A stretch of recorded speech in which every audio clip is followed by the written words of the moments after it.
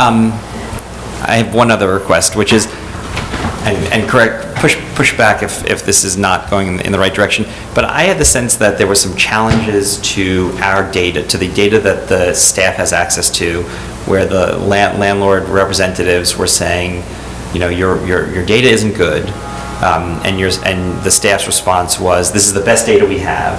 And I think this was it on expenses? And I just kind of want to, I guess I'm curious to hear from the staff as, what gaps in our data do we have that are unavoidable, but that we need to consider as we evaluate what the data is telling us? Is that a clear question, or is that an unclear question? Our data is perfect. Well, there's huge timing issues. We're taking data that's very aged, voting on something far in the future. So how do we assess that impact on our, how does that impact us making a good decision? I guess that's what are we relying on bad data for some part of our decision, and we should at least know that, even if it's the best data that there is?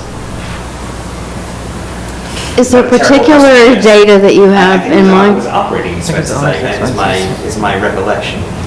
Everything is so off, the timing on everything is just. But then we're kind of, making decisions because you have numbers in front of you, but if the numbers are no good, that's a bad decision. I'm not sure it's helpful to think about it in that global of a way. We have gotten much more data focused even just in the time that I have been on the board, and I think there have been pretty extensive discussions, for example, about, this question of discounting certain amount of the, reported expenses, et cetera, et cetera. And so I think, we just have to be mindful that we make sure we understand what the limitations are of the data that gets presented to us, which I think you can really only do when you're talking specifically. And that, and I feel like, again, in the time that I've been on the board, we have done much more of that. And so, we should just be mindful of that going forward, that we understand, what the potential blind spots are when we're looking at data that's in front of us. Yeah, one thing that's it's tricky with such a rear view mirror, and it is going to be always what we're going to have, is, we've had a kind of 10-year run of amazing employment growth, but it's really coming to an end. It's half of what it was over the peak years. I think we have 50,000 new jobs year to date, and in the past 5 years, we've typically had over 100,000. Most cities in the U.S. would kill to have 50,000 new jobs. So I think the takeaway is not bad, but we are really almost at peak employment. If we would have any kind of economic downturn in the coming years, or a real drop in employment, we would be basing all of our data on peak year data. So there's just a lot of macroeconomic things that are hard with our data, but that's always going to be the problem of our board. We could, I think we could push harder for better data. I know on the bank data, we do a survey for the banks, and I think we've done a good job getting some additional banks to answer it. But just on the current foreclosure data, there might be a better way to get more current data around that information, because that's available. And the question we need to do is figure out how we aggregate out the stabilized foreclosure rates. But I think since the 1 to 3 family home data is really separated, the multifamily, we can get better data, even if we don't get the data directly from the banks. We can get it from other data sources. So that might be more current and useful to say, what we've seen isn't an uptick in foreclosure rates, but on the general uptick in multifamilies in New York, this is what we're seeing, may not be what we're getting back from banks. Because what 10, 12 banks respond to us? Yeah. Out of how many institutions? What?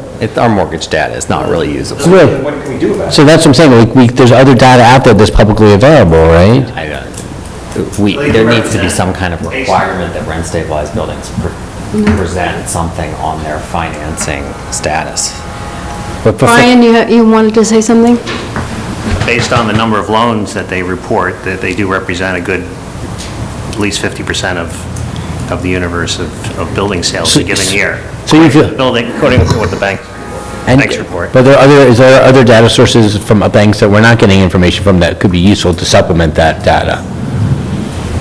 I'd have to look into other data sources. I'm not aware of any offhand. But is it an incorrect assumption to say, is the mortgage more of a kind of consumer sentiment questionnaire?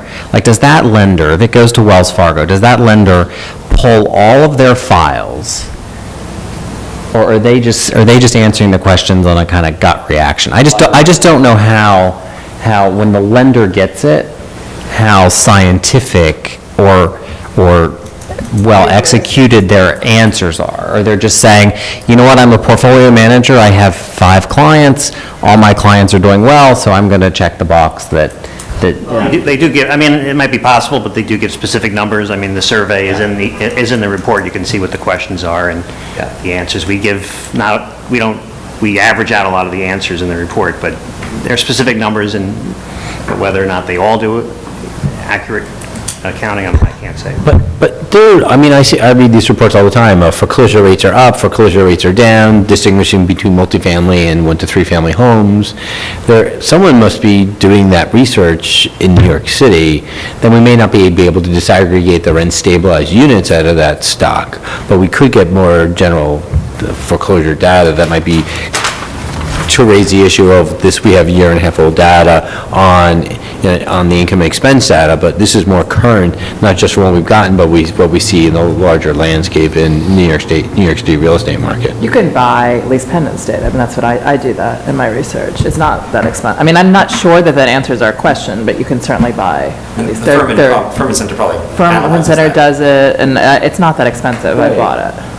So that's, Yeah. I mean, not be but other data Right. sources, like, is the New York City housing market a healthy market now? And if generally it is a healthy market, we can assume that in the rent stabilized market, it's fairly comparable, unless we see other specific data sources that distinguish the rent stabilized market. Do we have more banks participating now?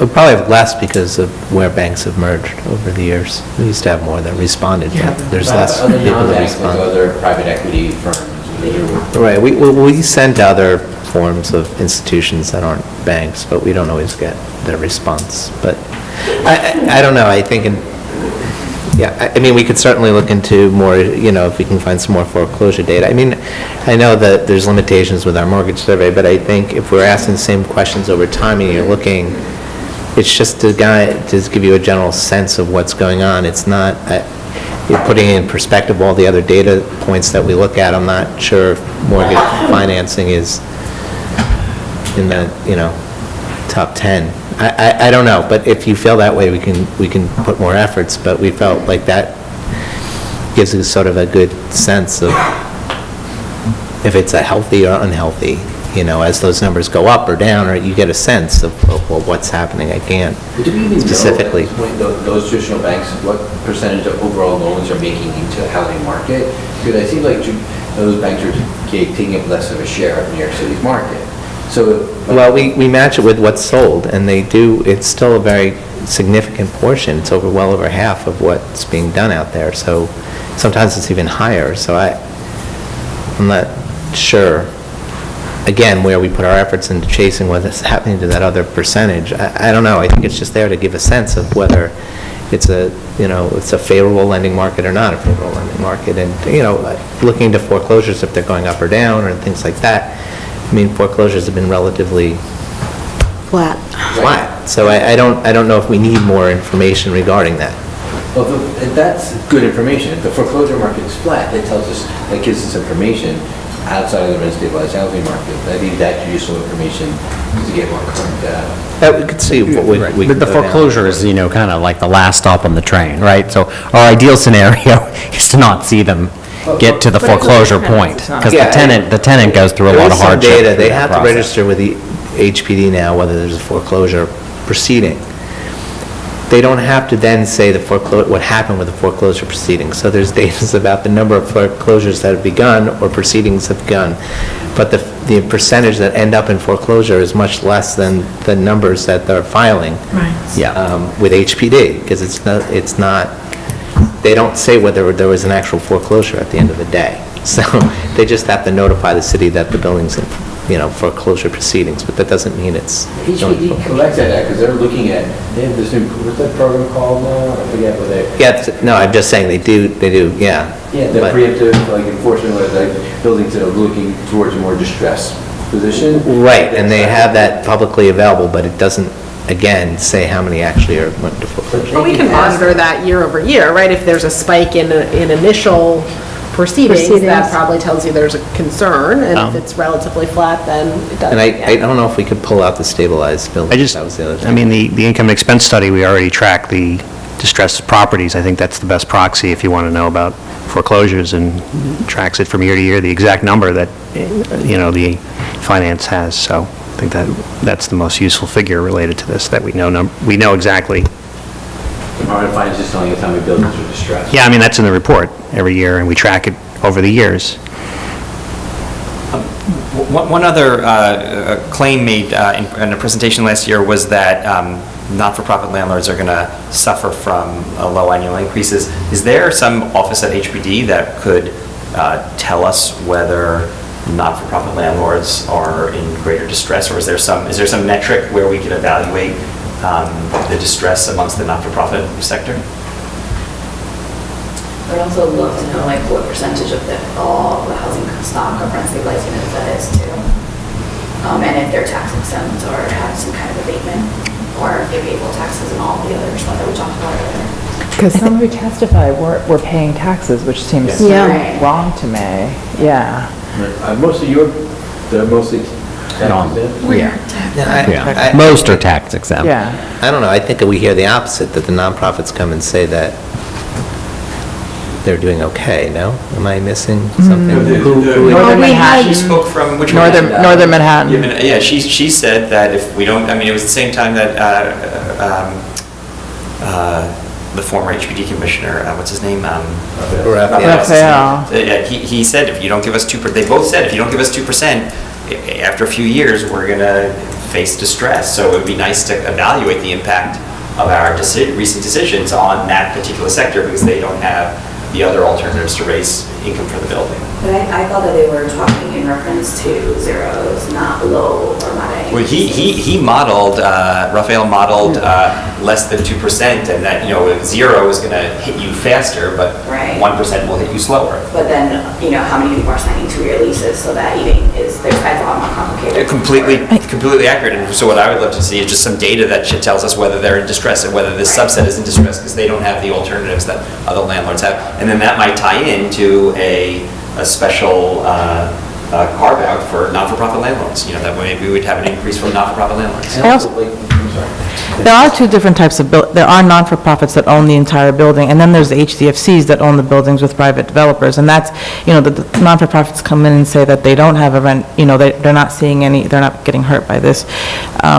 Whether or not it's still two different categories, it is what I agree with Raphael Sestero, like, those buildings that maybe are HDFC governed for their subsidies, will eventually be hurt by this. But they have regulatory agreements, right? Those buildings all have regulatory. Which is one thing that we want to work around.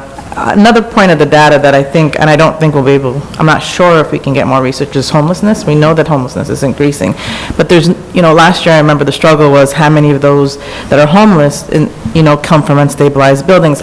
What's the reasoning? Is it job related? Is it housing related? Like I don't know if there's a way around that, but I feel since it is a severe issue that there should be something that we could kind of analyze. What is this increase due to? Is it mostly due to increase in rents, jobs, or Tourism. I'm convinced it's part of it. Airbnbs? Oh, the Airbnb. New Airbnb. No, I think we've heard testimony every year from the SRO community where there are tourists who are taking over these SROs and being willing to pay more, and the owner is kind of in a fork in the road as to what to do. So, our tourism numbers are over 60 million people a year. They're at all-time highs. There is some correlation. And the homeless problem is not a single. There's not a single aspect of what is causing the increases. So HRA, I think, is now collecting that data, right? I think we asked them last year, but there wasn't a box that says.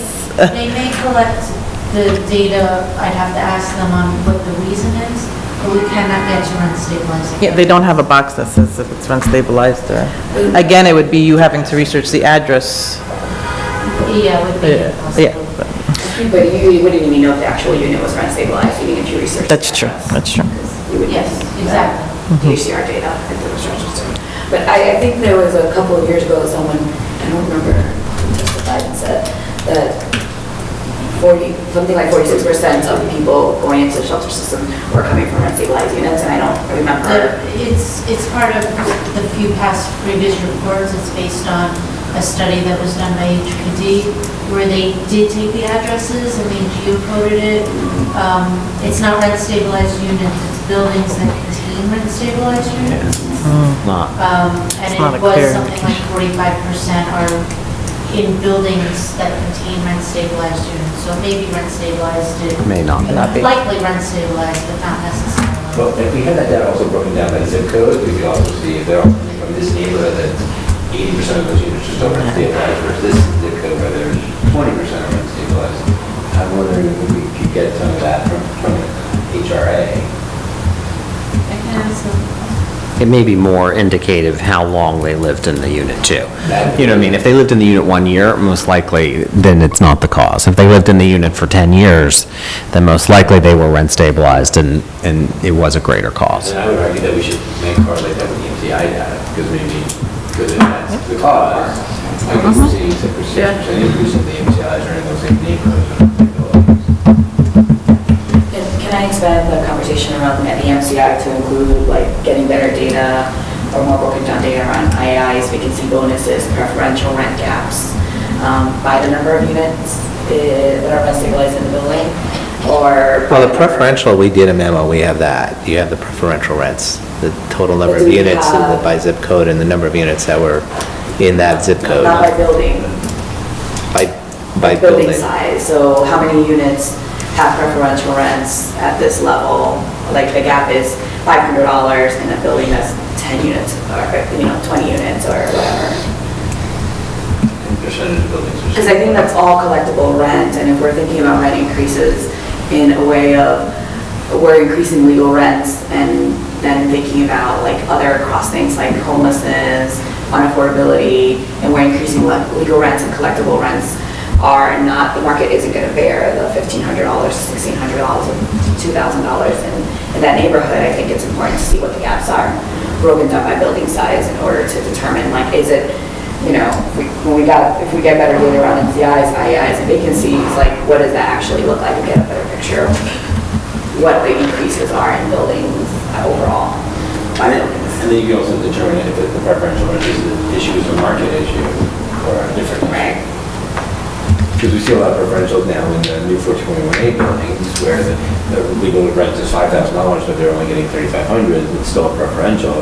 What's a preferential?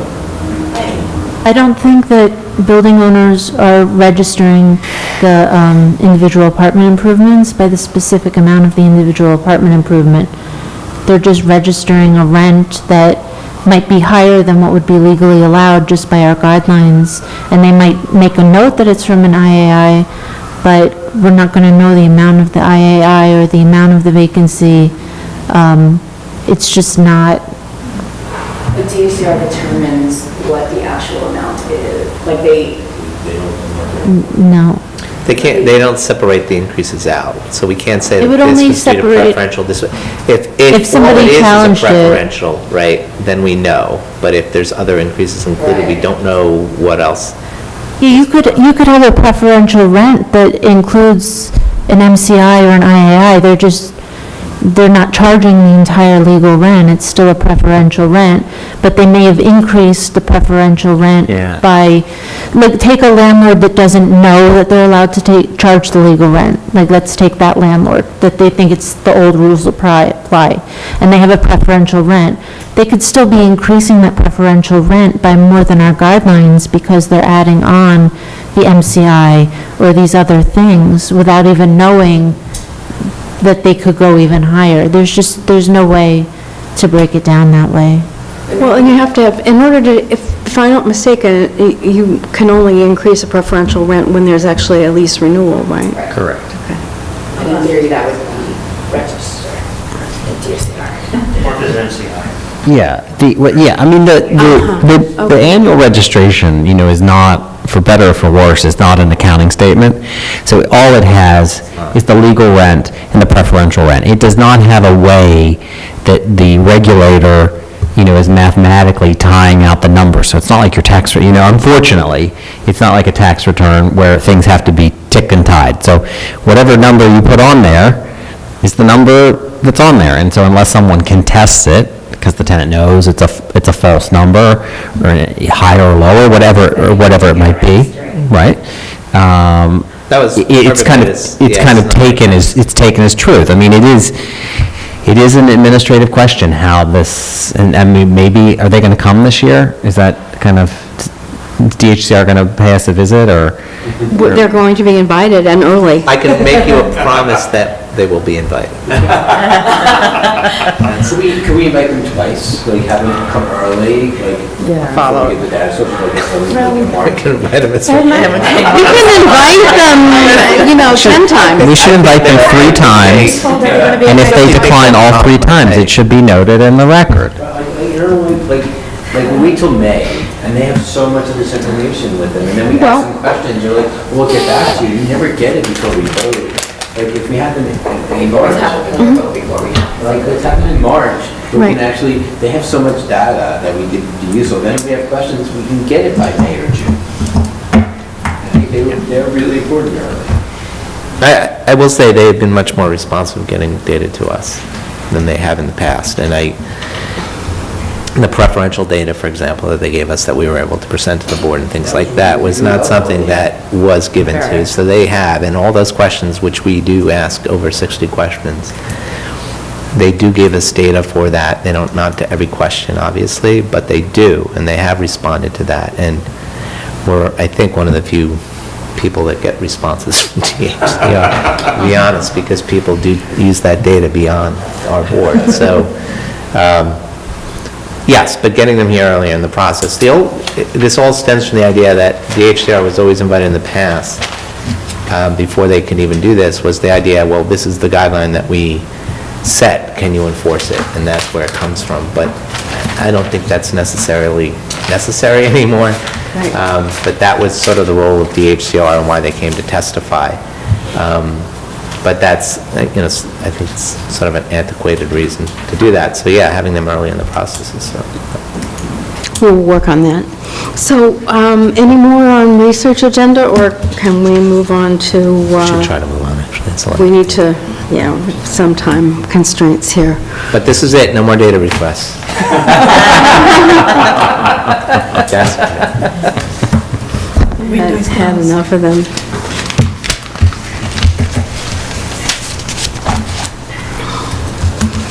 Okay, so wanted to talk about the structure of hearings and our schedule, and from talking with everybody, there's a sort of range of views about the hearings and how we're experiencing them. And I think the issues fall into a couple of categories. One is a concern about what I'll just describe as sort of the tone of some of the hearings being very confrontational and very hostile, and a concern that the overall atmosphere and tone could trigger someone who is unstable and unhappy to do something violent or, in some other way unlawful, and whether we need to have some increased security at all of our hearings, as opposed to just the final vote, which is, I think, where we have it primarily. The second issue, and I'll say, frankly, it's an issue for me, trying to manage the hearing, has to do with the disregard of the time limits on speaking. And I'm really looking for some ideas about how to deal with that. It relates to the fact that we do say that we will hear everybody who signed up by a certain period of time. That is supposedly based on the idea that the people who sign up will adhere to the time limits, and when they don't, we end up virtually getting kicked out of the space because we've run out of time, which is what happened last year, which doesn't make anybody happy. Because if there's somebody who doesn't get to speak or whatever, obviously that's not a good situation. And then I think finally, a concern is just the overall utility of the number of hearings we're having, the number of hours we're devoting to each of them, the kind of testimony that we're getting, and how helpful it is in our decision-making process, because so much of the testimony pertains to aspects of affordable housing problems that we have no control over. I will say that one positive thing I can report is that I met with HPD, and they have agreed to send a representative to our hearings, so that if people testify about issues, enforcement issues that fall into their jurisdiction, there will be someone present to talk to tenants. It's part of a program, of outreach program that they're developing, and they're going to include us in that program. I'm also going to pursue, we've tried in the past, seeing if we can get a representative from DHCR. I don't know, that's a little more complicated because obviously it's a state agency, but I think that will be helpful in terms of our being able to respond to some of the concerns that get expressed, and being able to say, we hear you, there's somebody here who can address your concern. So that's kind of the universe, I think, of concerns that I've been hearing from folks and that I myself have. And so I think we should talk about what we could do to address those concerns. And anybody who wants to speak on their own, I'm kind of summarize what I've heard from various folks. So I can see the gavel isn't loud enough. I can say, Maybe we need a whistle. yeah, I think we need something a little.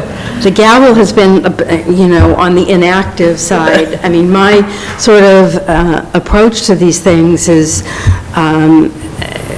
been, to try to be as accommodating as possible, but I feel as though, just personally, that accommodation is being abused, and something needs to be done about it.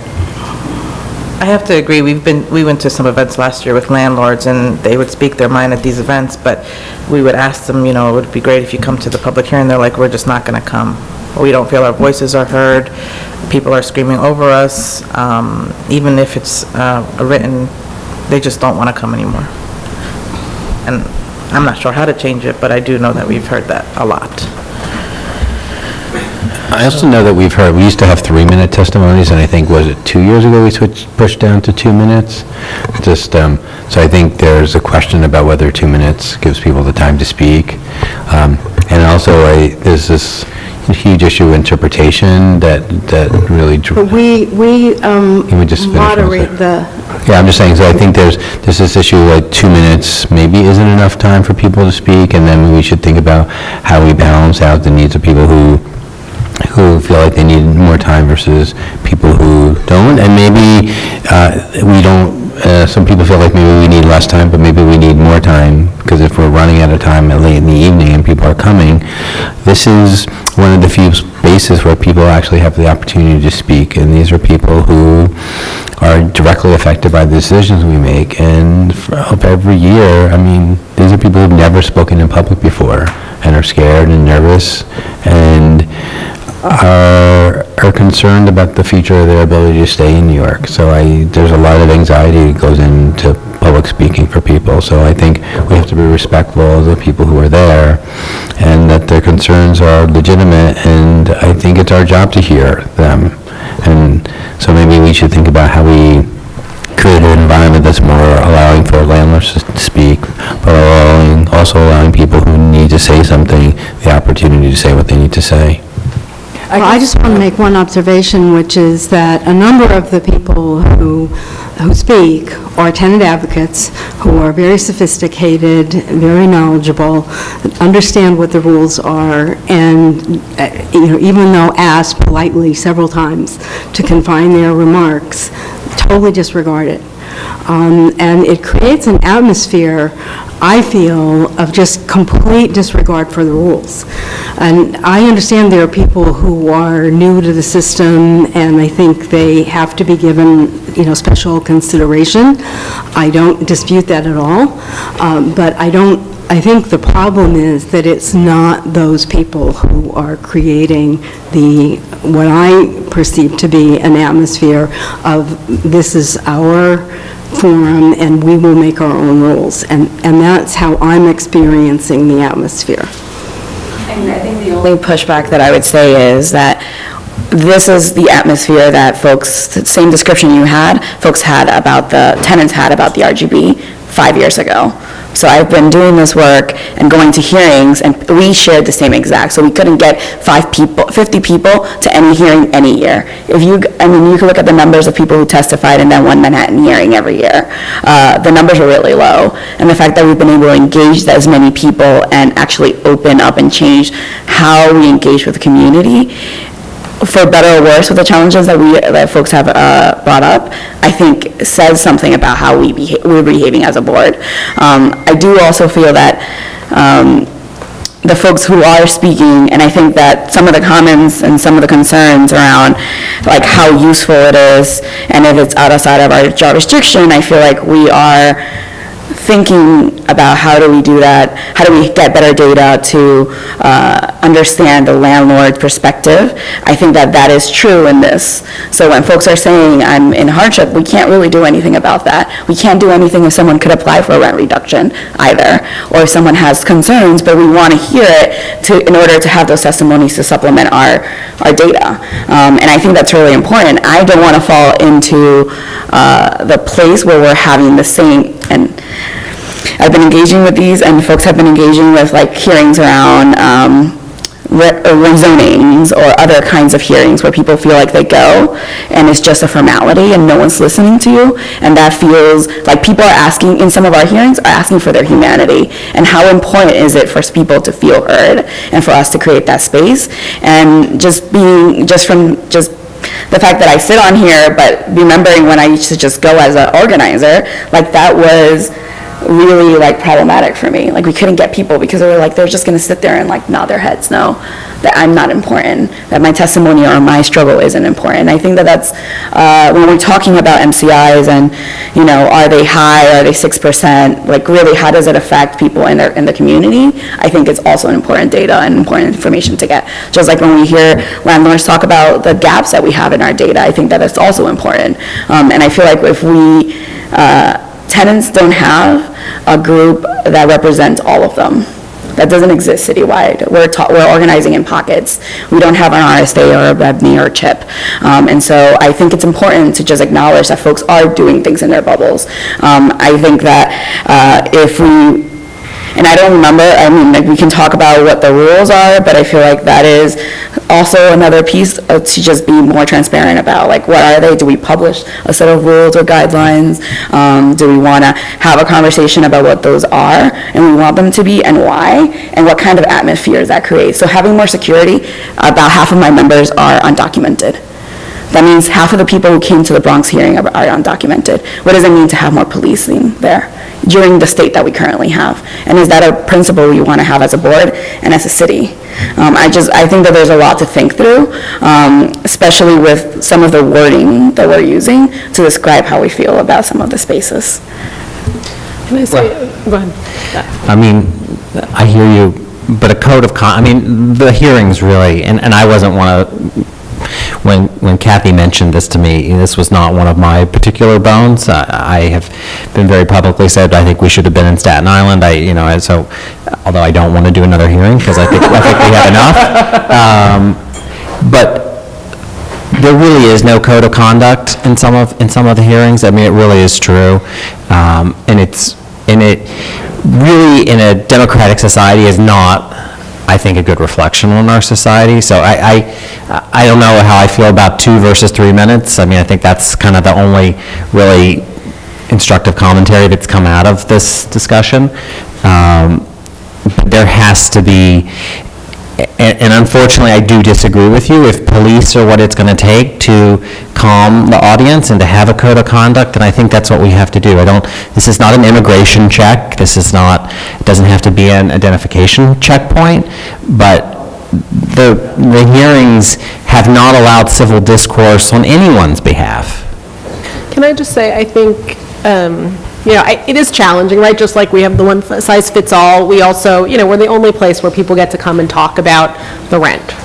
And the rent is pretty much among the top, things that anybody cares about in their life. So, it'd be great if the state Senate and the state assembly were holding hearings all the time about the rent stabilization law, but they're not. So we're it. And I think we just have to kind of accept that this is the opportunity people have, even if, the things that they're talking about aren't always things that we can address. So, I think we just have to understand that we're that space, although, if we're writing a letter, we can say, and we think you should have hearings about the rent stabilization law, so that people get a chance to talk about this with the folks that can actually impact some of it. I actually don't think that the problem is people coming to testify. I think, that for me has always been kind of an enlightening part, and I do think we want to give people the respect of hearing what they have to say, and frankly, it's a public hearing. You can come and read a poem, and that's, we have folks who come and read poems every year, right? I do think, it's also been an opportunity for groups to kind of demonstrate, and, there's a piece of the hearings where it's kind of we're shutting it down and we're yelling and marching, and so that we can't have a hearing. And I do think that can be a little bit frustrating for the folks, for me and for other people who feel like we're here to hear people, and we spend the first hour waiting for everybody to march over, and then another 30 minutes, with the chanting, and then we start hearing the testimony, and that's why it lasts an hour longer than we had set it up to. So I do think, and, I'm not sure that there's much we can do about that in a, kind of official sense. We could, insist that we go along with the hearing, whether or not people are yelling, and if they want to shout down the folks that are testifying, they can do that. I think that's one thing we can just do to show that we're serious about proceeding with the hearing, which is our business there. But I would do that. I would consider whether or not you want to move the start time later, because I think you have a kind of, dynamic where, like, if you move it later, then people start the call time later, then everybody shows up, it's like we might as well start it at 5 o'clock. Some people can come at 5 o'clock, other folks will show up at 6 o'clock, but at least we've heard the people that can get there, or that want to get there early. So, I think that there's ways to manage the dynamic, understanding that it is what it is and people are going to want to express themselves, to try to make it a little bit more fair, frankly, to everybody on the board who is coming to devote a lot of time to hear public testimony, and to make sure that that's really what we spend most of our time doing. I mean, and maybe if we extend the time to 3 minutes and people don't abuse it. And the other thing about, sorry. I mean, that seems totally reasonable to me. If that seems like a reasonable option. I'm not convinced that's going to happen, to be honest. But if it's 3 minutes and 3 minutes, then actually be faster. And my sense with most people is that if there's consistent rules and everybody has to obey the rules, then people will respect it. If some people get to talk longer and other people don't, then that doesn't work. But if you just consistently say, like, we're cutting you off, sometimes that helps, and then everybody understands they have to work within that Behavior management. I actually, I'm not anti-rule. I think rules make sense, so it gives people structure. But I do think we need to figure out what those are, and then, like Shayla said, like, make them available. Like, if there's a rule, it's written down, we all can see it. We can say, oh, Rule 3 says blank, and then we all follow it. And the question would be what those might be, and I think that's a really healthy conversation. Around hostility, I've been coming to these hearings for a long time, and they seem less hostile than they were 15 years ago, honestly. You've been coming a long time. When I was on the board, the former administration, I think I'm the only Bloomberg holdover still, right? So like, that was a really different environment, and we didn't have, you can talk about like, we didn't have huge turnout because people felt like they were shut down. In some ways, we should take... You keep saying that, but I don't think people were shut down. Well, I strongly disagree with. Well, your perception is different than other people's. People are allowed to perceive what they want. You may feel like they weren't shut down, and there's a legitimate perspective. I'm telling you what they've told me for the last 20 years that I've been doing this work, that they felt shut down. Whether that's from your perspective... Shut down or not listened to, there's a very big difference. We don't shut people down from speaking. I'm not attacking you, Andrew. This is not about you. I'm telling you, what we're doing now is allowed, I mean, we're talking about before, 5, 7, 10 years ago, you'd have 100 people at a hearing. We're having thousands of people coming. It just means that people feel like this is a space that feels open to them. And I think that means a lot about what we are as New Yorkers, that people feel like they can come to speak and be heard. And so I'm not saying that... Which I agree is happening on the tenant side. I feel owners can't come to our hearings and be heard. So then we... different perspective, and we've gone to the point where you're intimidating people from coming to a hearing because it's becoming too much of a tenant-based thing in some of our hearings. So then maybe we should to get back in the fairness of hearings, the public hearings, is that we create an atmosphere where everyone wants to. Well, we've never had a place where it's everyone. I would say that the idea of this mutual fairness never existed. There wasn't a space... I agree with that, too. But Andrew, I've been coming for 20 years. People came. There was a period in 2006, 08, 09, things where people started on both sides that didn't come out as much. Okay? But before that, we had tenants always outnumbered owners. Tenants were there. They were there. They were testifying. That will always be the case. So I don't feel like that's a true statement to say that the board hasn't been open. We were the few boards that went out and started going to outer borough hearings and had outer borough hearings when we never did. So we can agree to disagree about this, okay? And that's fair. We can disagree to disagree. And I don't think we should be in a space where owners feel intimidated and not being able to testify. I actually feel like they have a right to, they should be there, they have a right to be there, they shouldn't, I actually enjoy their testimony. I get to ask questions about things that I don't know because it's not what I do on a day-to-day basis.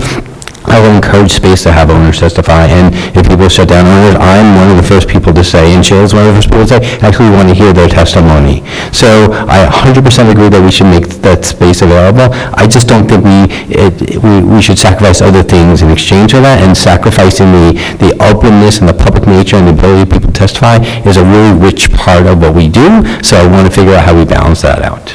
I mean, do you have specific suggestions about how to make it more open?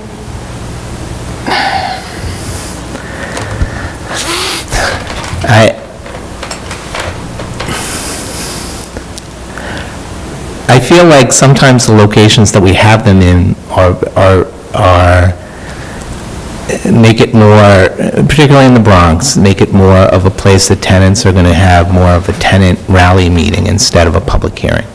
I mean, I think a lot of what we're talking about is the Bronx, right? I mean, I feel like Queens and Brooklyn and Upper Manhattan, those seem to be more hearings that we're not getting the same sort of feel. And I mean, I don't know if we want to talk about that, but that's the feeling I get. I don't know if anyone else feels that way or not, but it just feels as though that particular one is more of a tenant-organized rally. I mean, even as they walk in the hall, they set up food in the back. It seems like it's their meeting and not our meeting.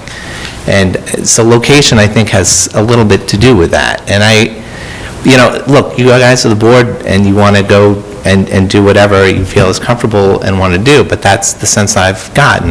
All my years on the board, that's the one hearing that is, to me, in some senses, is not a public hearing.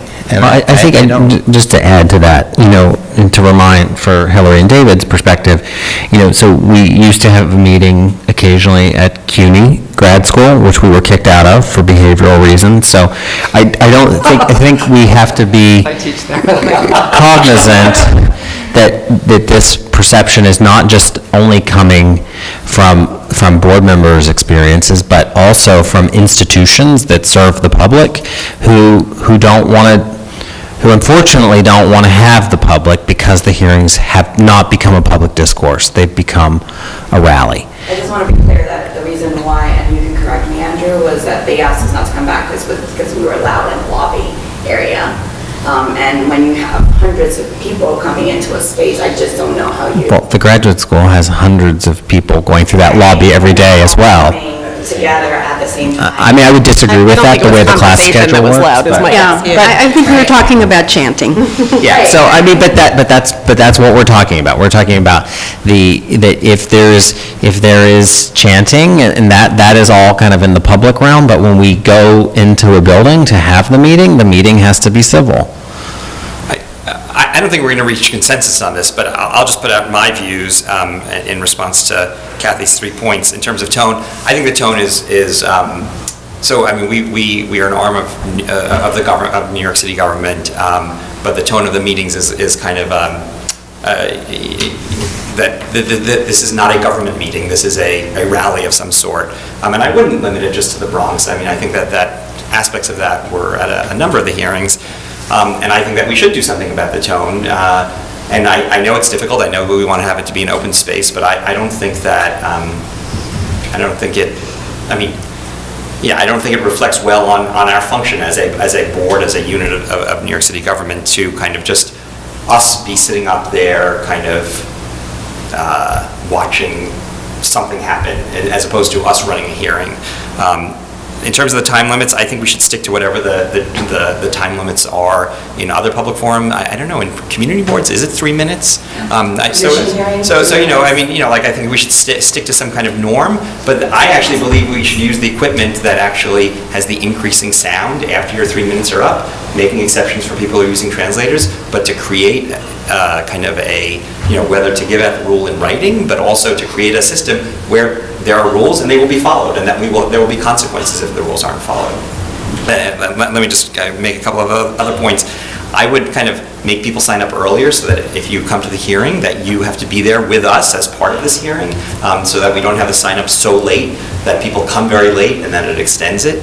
And in terms of the utility, I find, in terms of the decisions I'm making, and I appreciate what Shayla's saying, that this is a form of data, but I find that the percentage of comments, and including comments with people who are clearly coming as part of an organizing effort, the percentage of comments that were not relevant to our function was very high, and that the number, that in terms of my own views shifting based on the hundreds of people we've heard, I would say that the marginal utility of so many of those comments was very small. And I understand that others will have different perspectives, but I found, staying, 5 or plus hours 5 times, whatever. That's not precisely accurate, but the marginal utility of a lot of that time is very small.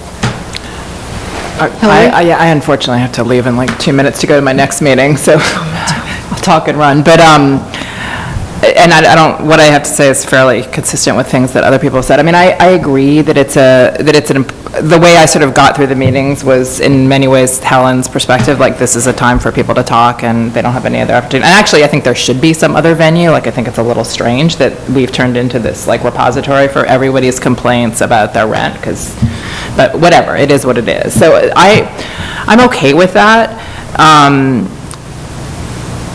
But I also agree with David about the decreasing utility, but I sort of decided to run with that. I'm slightly bitter that, then David and I tried to do something about that, and I was booed off of the final meeting when I tried to, help people, but whatever.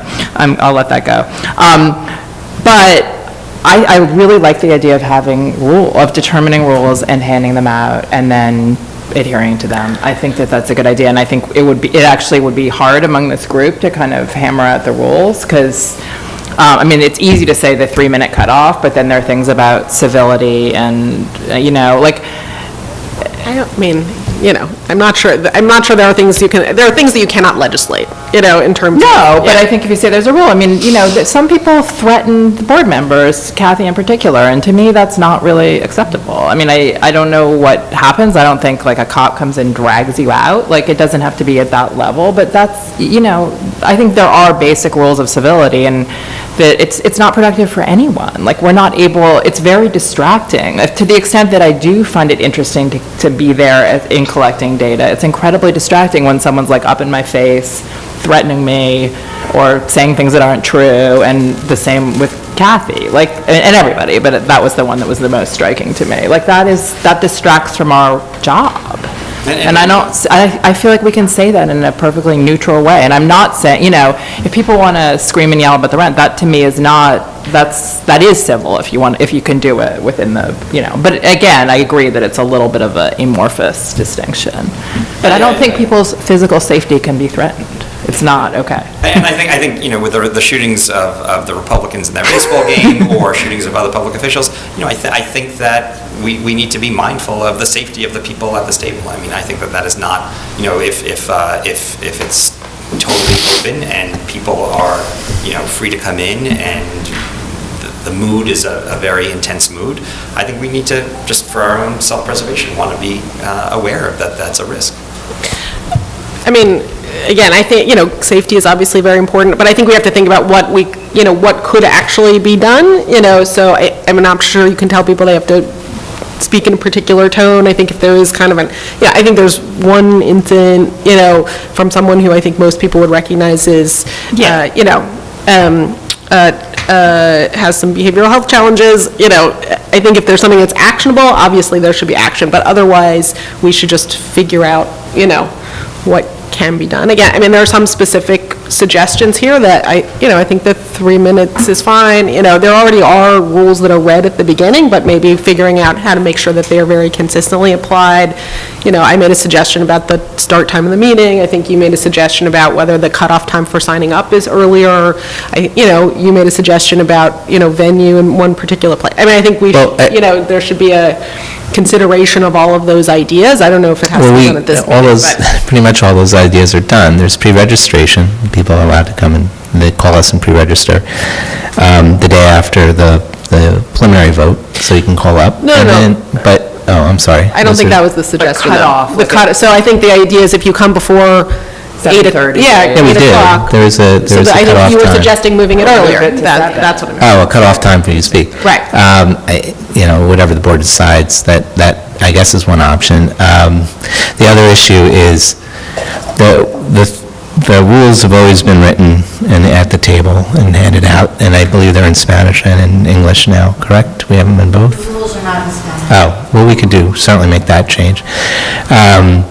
So those have always been there, and we did always have 3 minutes in the past, and it was under Rachel, I think, that we switched it to 2 minutes because of the number of speakers that we had, and we just couldn't get out of the building in times that the building was going to close. So I mean, there are some restrictions. The later you start the building, a hearing, we generally start them at 5 now, but the later we start, it's hard for us to find a venue that's going to go past a certain hour, and that's why we start when we start. So we under rules, I mean, it's our public hearing, but we're also renting a space, that there's rules in the space that we have to adhere to. So,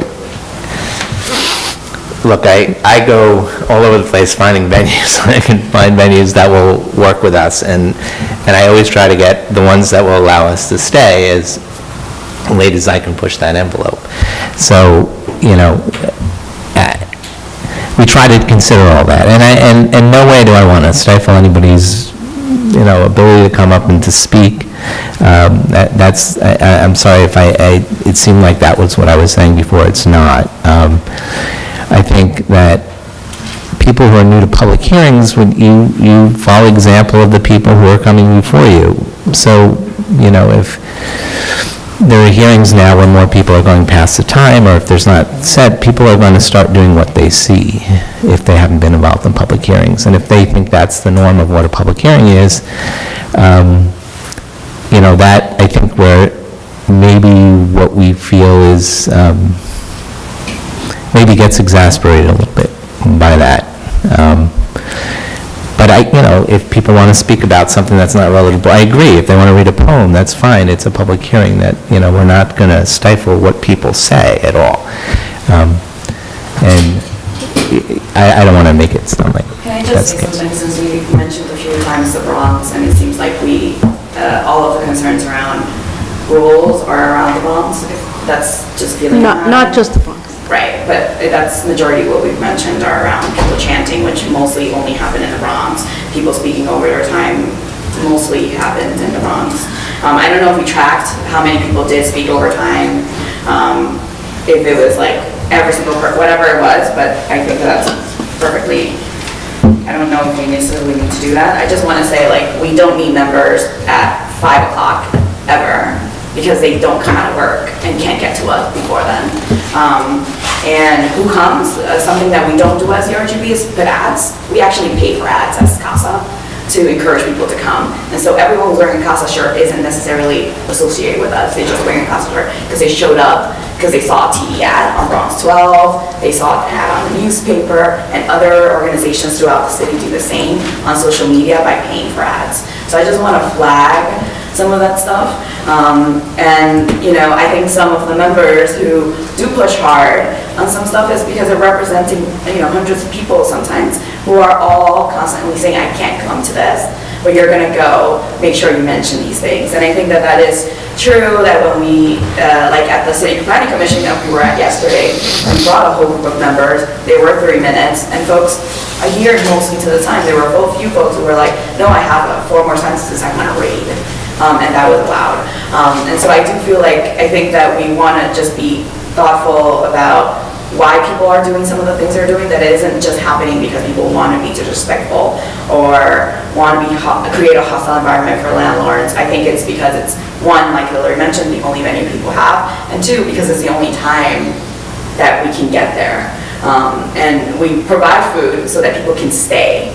So someone comes from work, shows up at 5:30 to meet us, goes and sits in a hearing for 4 hours, they haven't eaten sometimes all day, both because they can't afford to eat out, and so we bring food for them. And so some of that stuff, I understand that the concept of it is our hearing, but I think that we should just be thoughtful about like what kind of space we want to be creating, and that if we, like, is it like we're asking people to have food outside or provide a table so that they do it outside the building, whatever it is, like to think on an alternative, but not to think about it as like, I just feel like the conversation feels a little bit like, oh, it's our space, and it's not like how we want it to be run, isn't without thinking, oh, why are people behaving that way? What's happening? And I just want to like flag that for folks, because we provide food because people, A, can't afford to eat out, and B, because people will be sitting there. We want to encourage them to sit there the whole time and to have their voices heard.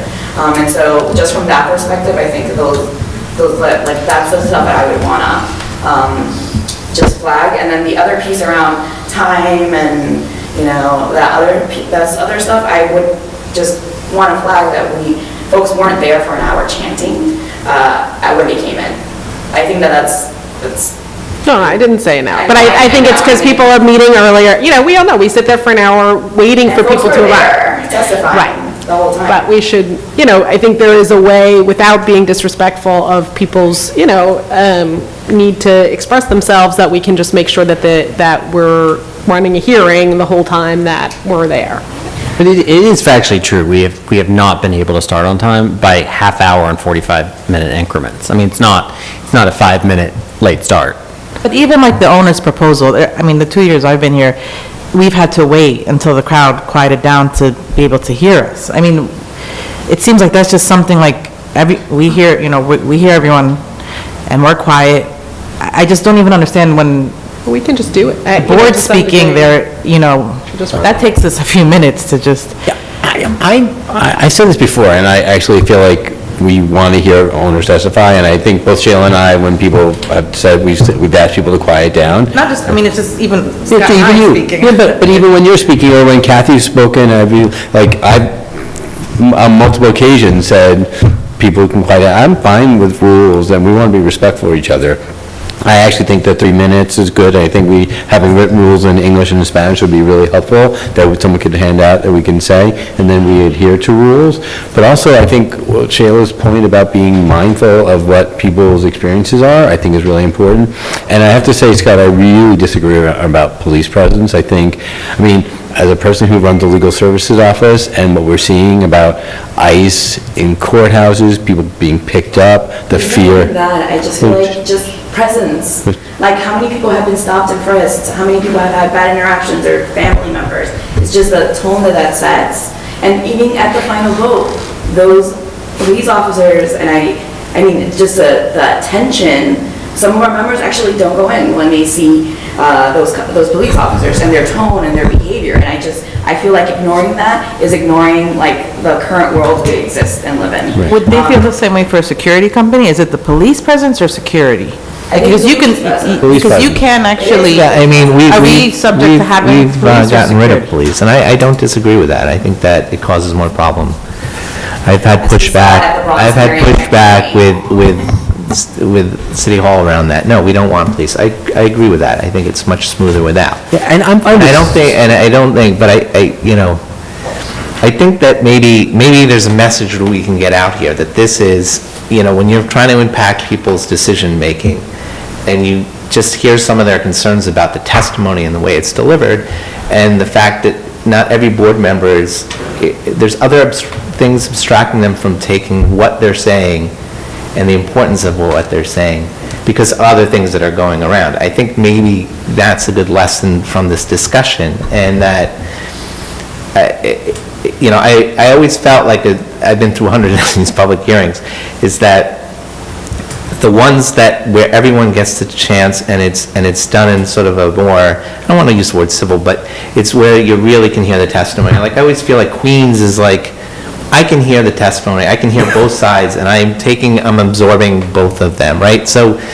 at the end of the day, we want people to testify, but they also want the board members to hear what they're saying and taking literally what they're saying, and a lot of them do that, I agree, but some don't. And I think that, and some of the other distractions are taking away from the effectiveness of the testimony. And I think if we take from that something. In Queens, they marched in about it. That's Can this I year. just tell you that, I feel like we. Queens historically was one of the better hearings from a kind of being able to hear everyone. This past year was the first year that we had a different tone. I feel like we need to focus on things that we can control, right? You call a public hearing, you can't control whether people want to march to it, whether people want to chant, frankly, unless we're demanding total silence, which I don't necessarily think we want to do. I think what we can control is insisting that we run the hearing, that we start on time, potentially thinking about ways to push people to testify early. Because frankly, I mean, when the hearings drag on for a very long time, it is also true that people show up who then leave, right, because they are waiting too long to testify. So it's not just about us and the, whatever 25 hours that we spend doing it, but the people who can't be heard because they leave. So, it seems like we should focus on that piece. If there's a reasonable thing around private security, we should at least explore that, I guess, if people feel that that's necessary. I think, again, insisting that we run the hearing in a tight way, that people follow the rules, that we apply the rules consistently, because that's what makes people break rules, is that if they feel like they're not being applied consistently, it's not fair that they got to speak longer and I didn't, right? And then, see if that helps. I don't think we can control what people walk in there with or what they walk in there, intending to do, but we can try to set a stronger tone in terms of the kind of the seriousness of the purpose and the focus on the purpose. And I also think there's this issue about accessibility into the hearings, and I understand that, like at Cooper, we want metal detectors, but there's got to be a way to create a process that allows people into a building in a more expeditious manner, and I think, like, some of our delays are just of our own doing. Like if we want to hire private security and we want metal detectors because we want them or they want them, there's got to be a way to expedite a process, because every year you're walking, you're like, oh, there's only 100 people left online. There's only 50 people left online. If you're doing metal detectors, short of that, Why can't we can we double the number of metal detectors? Can we have people who don't do metal detectors can do pat downs with the wandy thing? Like, there's lots of ways to do it in a way that allows people to go in quicker. Yeah, it depends on the, So, like, I don't own a space to do that. So, like, when we went to Baruch last year, that was their security. That's what they do. That's what they would allow. So okay, but then maybe that's go like, beyond that. I mean, there were more metal detectors there, or more people looking than at the other place, and it seemed to take longer. I don't know why, but that was crazy, right? We didn't control the security, where in the past I've controlled the security, so I can go up to them and say, let's start moving this quicker, and they do move that, and honestly, our folks were quicker getting people in. Maybe we could try to add another metal detector, that would help, but there was a couple of there where we're like, you know, and I would go up to them and say, you gotta move, you know, can you guys move this faster? And, you know, she was a blank stare kind of thing. So yes, I can to some extent, but it's like, I feel like when we do hire on security, like when we're at the Great Hall, I feel like I can go up to them and say, we gotta start, let's try to move it as much as we can. And I think as much as that, the other one was slower and they had more. So I don't know. Sometimes I think it's just that security thing. If we want metal detectors, we're just going to have to know that it's going to be an hour late. I mean, we wait and everyone gets in and they hear. It's not ideal, but I don't know how we can necessarily streamline. I just think we can think creatively. If we want to not have people frustrated because they're waiting outside for an hour and a half to get in, and when they get in, they're going to be a little boisterous because they just waited outside for an hour and a half. I think we can think creatively about it, and maybe there are other spaces that we could have where we could have 4 entrances. You know, like maybe we can go into a school that has like 4 different entrances. Like there are lots of spaces out there that we can help the flow. There isn't. There's a lot of spaces, but there's not a lot of large spaces that we can go. But you guys, I know we're running with it. Anyway, this is not the end-all be-all for this discussion. So just a process question, how are we going to make a decision about these issues and, you know, in a timely way so that it doesn't interfere with, like, how will we finalize this discussion?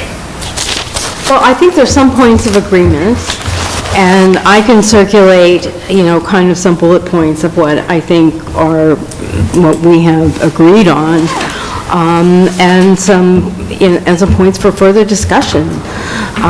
But I think, you know, we'll need to reconvene on this issue before we actually have public hearings, and try to come to some reasonable consensus about what makes sense. I think we need to do a little bit of research about any kind of additional security, find out what would be involved in terms of cost, delays, et cetera. We have to, you know, look into what are going to be available, venues, but I think that there's, you know, I've heard what I hear to be consensus around some changes that we can make, and I'll, you know, sort of put together something and circulate that for comment. Just one quick, if we do, I feel if you do increase the time, you are going to hear from less people. I'm just letting you know that it's going to. Well, I mean, Increase the time, you're going to probably hear from less people. We won't see the whole group, we won't be able to promise that. And the idea of 2 was to make sure people got, you know, at their chance. Yeah, So that was something that Rachel maybe 2.5 apparently minutes is the answer, but instituted. it's, you know, you bump up against the time that we have to be out of the building, and so we want to hear from everyone who wants to speak. So that's, adding time to the clock may, and it may be that people just don't stick around anymore. You know, with the 2 minutes, the idea is, well, they're here, they know that they're going to hear in a reasonable amount of time, that the 2 minutes is adhered to. But knowing that there's 30 people in front of you, and there's 30 minutes per person, and that's an hour and a half, right? Without any other, you know, people may, I'm not going to stick around for that. So there's this fine line you walk with increasing time and not increasing time. I don't know what the answer is, but that, you know, that's what we found, and that's why we changed it, because the hearings became, and to the credit that the tenants are coming out, I think that's great. It is a public forum, they come out. That's wonderful. The question is, all right, do we try to hear as many people we can, or do we increase the time so we hear, I don't know. This is what I'm saying, that what will happen is normally because people are going to run over at 3 minutes as well. It's going to happen because it's always happened with us. So would less people run over at 3 minutes? I don't know, maybe. I think we need to focus, and I'll put this in a memo, on pre-education of people who are testifying, and I think that the organizations can help with that, because a lot of the people who testify, it's very clear they come with people from the organizations. They're, you know, they come up to the podium with them. So, I mean, I think there's a lot of work that can be done just in terms of making sure that people who you do know are going to testify understand what the rules are. And just to be clear, if we're talking, I think some of just because I work at CASA doesn't mean I get to organize. I don't actually organize any of those things. And I am the director of CASA, but that is a big actual line that we've put on the floor because my members feel like they want to dictate how they walk in and do stuff, and that and me as a member of the board actually doing some of the specifics is weird. And also in our prep, and I think this is, they're not here anymore, but this is true for other citywide groups. People are getting prepped for 2 minutes. In our sheet that we give people to write their testimonies, that you see people hold up in English and Spanish, it actually does says you have 2 minutes to speak. Okay, good. And so we do things. I think there are members who are like, I might go over 2 minutes, I'm gonna speak, or I get passionate when I get there. I guess we can have a conversation around some of that stuff. Well, as a practical matter, I had a standing rule of letting anybody go a minute over if they, and that was ignored routinely as well. So I think, I mean, once you want to draft something, we'll look at it, but I think you're trying to make a distinction between tenants and organizers. Well, no, I'm just saying that I think that, you know. But you said, like, for tenants, like, if this is the first time they're testifying, like, tenants testify, you feel differently about them than you feel about some of the organizers. Well, I'm not saying that there should be a different rule. I'm just saying that I appreciate the difficulty that a first-time testifier has confining themselves to 2 minutes. That doesn't mean it shouldn't be enforced. No, it should, but again, I think we have to focus on what we can control. You know, it's good to educate people, but if somebody wants to try to speak over, they can, you know, it's like we can't control that, but we can control whether we let them do it, you know, and I think, you know, figuring out how to enforce a consistent rule and just, you know, whether it's cutting off the mic or, you know, having the sound or whatever it is, I think that's the, you know, that's the only thing that we're in control Yeah, of. I mean, I think when you talk about control, I mean, since I'm the one who basically has to make that decision, I mean, it's a question of nicely asking people, it's a question of more forcefully telling people, and then it's a question of what do you do? Okay, because, you know, are you going to turn off the mic? Are you going to cause a riot? I'm not interested in that. It's the only, I mean, it's the only thing we can control. We can't control other people's intentions or behaviors. Like, I think, you know, it's all very fine to talk about control, but there has to be an atmosphere of willingness to observe the rules, or control then does require enhanced security. You have to have a sergeant at arms, you have to have someone who escorts people out the way they do at city council meetings if you don't behave. And I don't want to be in that situation. I don't want to be the enforcer. I don't want to be the police. That's why I'm saying I think a message really has to go out to people about the kind of effect this is having and the dilemma that it's creating for us. I don't think that people can be expected to care about that. You know, All right, frankly, I feel like this is, I mean, I think the organizers can try to do that, but I think the average person coming, they're coming to talk. Do you know what I mean? It does, whether, you know, they get to tell their story, how it impacts us, how it impacts the whole hearing, you know, that's not. Right, but they follow the lead, and I think that really is important, is that the people who are in a position to lead need to be mindful of the tone and the way in which they are using the environment.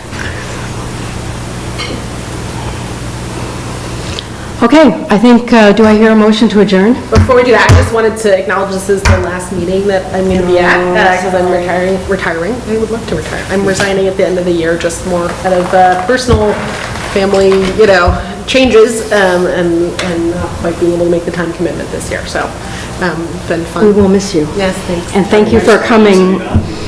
3 years, so I'm going on a year early than term, but I. Oh, you just missed the pension and the health life. What are you doing? That was a Freudian slip for me. Well, thank you very much.